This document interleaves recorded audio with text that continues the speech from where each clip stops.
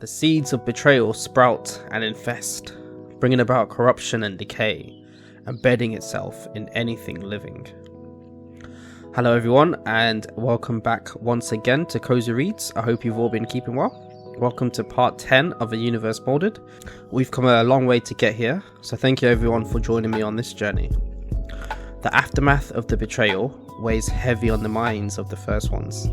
This is the first time anything like this has happened, and the possibility of it happening was never really pondered for too long.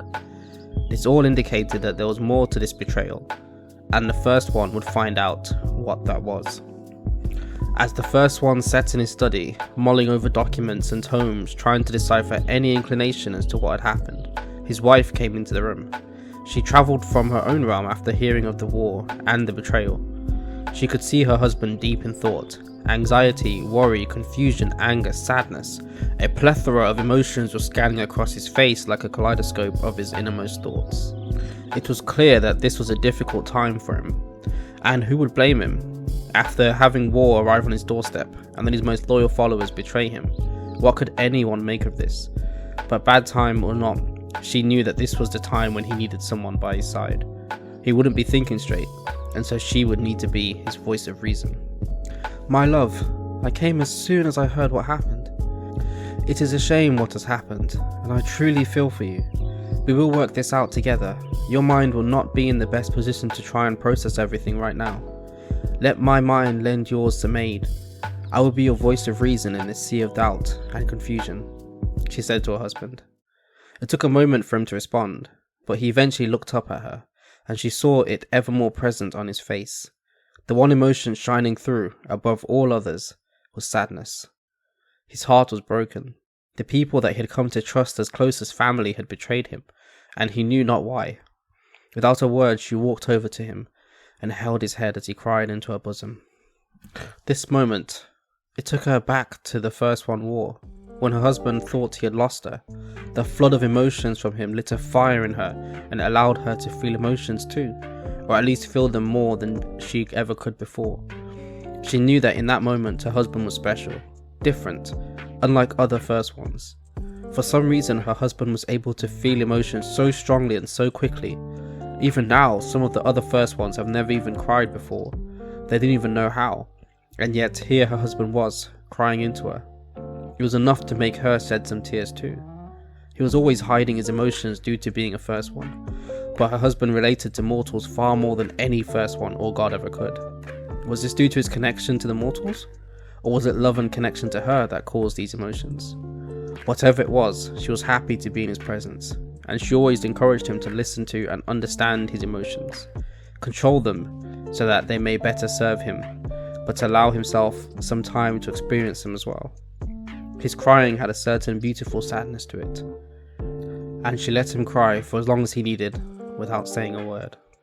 Eventually, her husband came to and nuzzled her one more time before kissing her and sitting up straight. He cleaned his face and wiped away his tears, saying thank you to his wife for being there for him. She smiled and said that she would always be there for him, even if it was just to hold him while he experienced his emotions. His wife was always so strong, and while he did everything he could to keep his emotions in check and be a good first one, she was always there to let him experience those emotions and to help him control them. She never gave in to her own emotions, but he noticed her experiencing them more and more, and it seemed to bring her joy whenever she felt any emotion strongly. It was strange, while he tried to suppress his emotions, she embraced them and felt them lovingly. Maybe she was onto something. Either way though, he didn't have time to ponder on it. He got up and made him and his wife tea before they sat down and started to discuss what had happened. As Kedric and Chasity were led through a universal corridor, they clutched each other close, holding their baby as tight as they could. This was the first time they had left the known universe, and they were unsure as to what to even expect. They had made their choice and were happy to go through with it, but they still felt dread. However, what they were told next put true fear into them. He wanted to meet you personally. After this, we will show you to your new home. But for now, follow me. We mustn't keep him waiting. The Old One guide explained to them, while leading them further into a very ominous looking cavern. As they went through the cavern, it opened up into a huge area built with a mansion in the middle. This was his home. As they walked through this grand palace, they made it to a supposed throne room, where their guide ushered them in. "Ah, so you two are the gods who betrayed their master. Well done for opening your eyes and realizing that the first ones are the true plague on the universe, entrenching their own laws and rules in places where they do not belong," the figure explained, before getting up from the throne and walking forward, revealing himself to be Malakoth. Kedric and Chasity immediately bowed out of respect for the oldest first one. "No need for that. Stand, we are equals now. I do not believe in the hierarchies pushed by the first ones. They govern with outdated rules. We will govern with equality and freedom for all," Malakoth explained. As he did, Chasity and Kedric stood up. They believed in that message, equality and freedom for all, a life where they could live however they wanted and not be judged for it, a life where they could overthrow the first ones and finally do things their way, a life where they could get back at the wrongs the first ones dealt to them.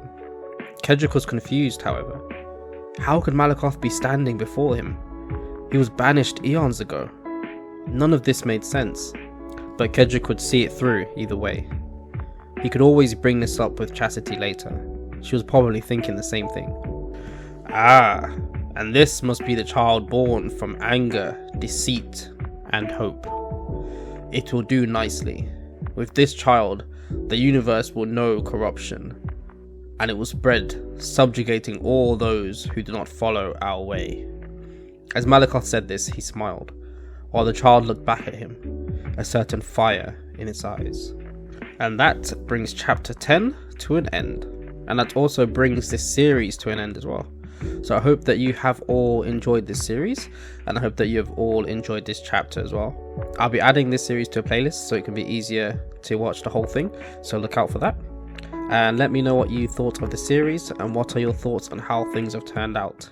We've seen the first ones go from wandering beings who didn't feel anything to now first ones feeling emotions and even being betrayed. The future of the Regalian universe will be interesting now that Malakoth is back in the picture.